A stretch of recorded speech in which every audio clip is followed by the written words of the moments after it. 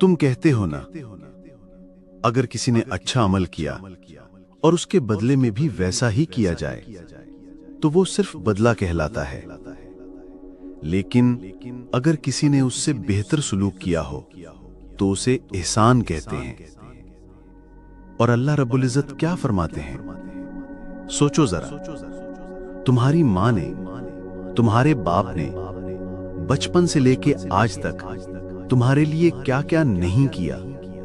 अगर तुम उनके लिए हर वक्त हर पल कुर्बानी भी दो तब भी ये एहसान नहीं होता, ये तो उनका हक होता है।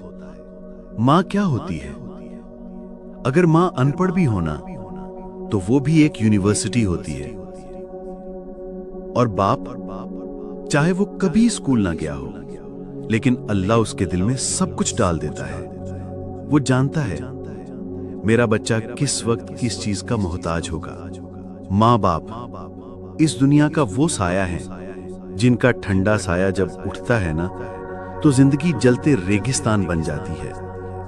और रब फरमाता है, अगर तुम्हें जाना हो कि अल्लाह तुमसे कितनी मोहब्बत करता है तो अपनी माँ को देखो।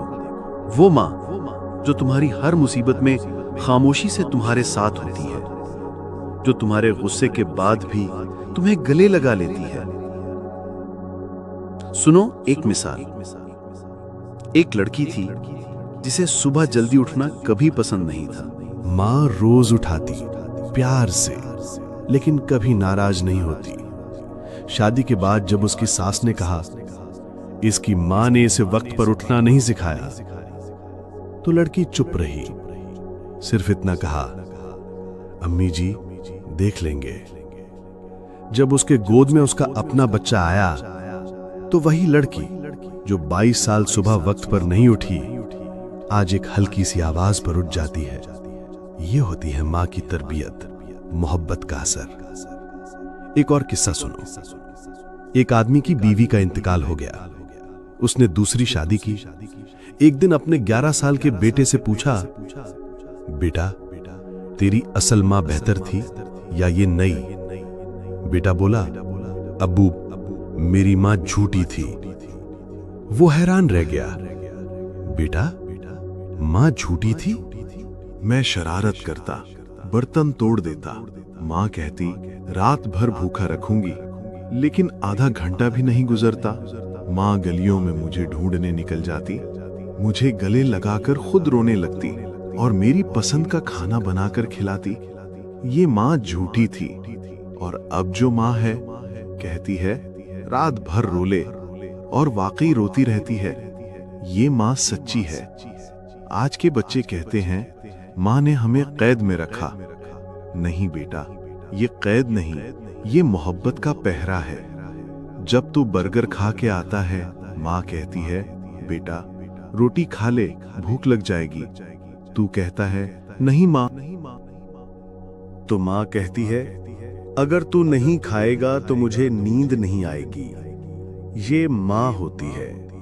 और बाप वो होता है जो 30 साल परदेश में काम करता है सिर्फ इसलिए कि तुम हर खुशी जी सको। और तुम कहते हो मैं अपने पैसों से गुजारा करता हूं, अपने अब्बू को क्यों दूं? सुनो, नबी पाक सल्लल्लाहु अलैहि वसल्लम ने फरमाया, तुम खुद अपने बाप के हो तो तुम्हारा माल भी तुम्हारे बाप का है। जब तक माँ बाप का हाथ थामे रहोगे, रास्ते रोशन मिलते रहेंगे, और जब उनका हाथ छोड़ दोगे तो हर मोड़ अंधेरे में बदल जाएगा।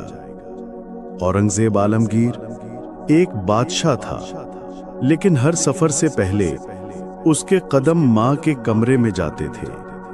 जब माँ का इंतकाल हुआ, उसने कहा, ये महल अब मुझे कब्रिस्तान लगता है। ये माँ बाप होते हैं जो जिंदगी में रंग भरते हैं। आज के बच्चे पूछते हैं, मौलवी साहब पसंद की शादी जायज है? मैं कहता हूं सबसे बड़ी जायज चीज ये है अपने माँ बाप की रजा में जिंदगी गुजारना। जब बाप राजी होता है तो अल्लाह राजी होता है।